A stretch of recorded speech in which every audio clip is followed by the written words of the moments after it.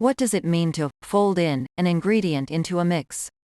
I see this in baking recipes, but I've never been quite clear on the difference between mixing and folding. Folding is a more gentle mixing technique than stirring and mixing.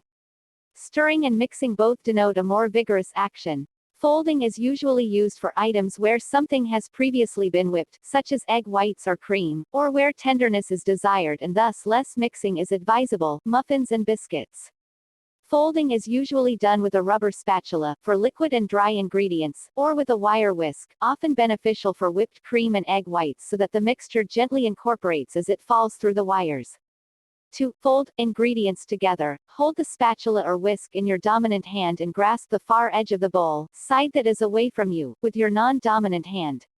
Turn the bowl towards you with your non-dominant hand while simultaneously scraping around the edge, also toward you, and finish by folding the mixture over on top of itself.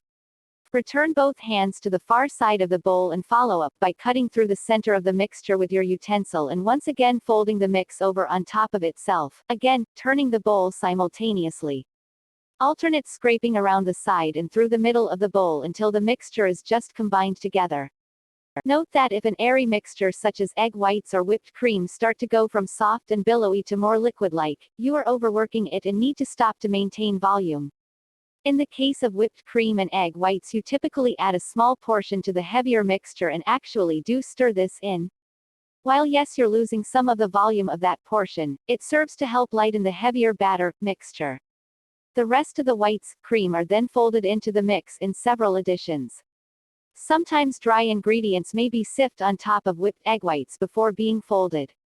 The larger the spatula or whisk, the fewer strokes that will need to be made and the better the results will be.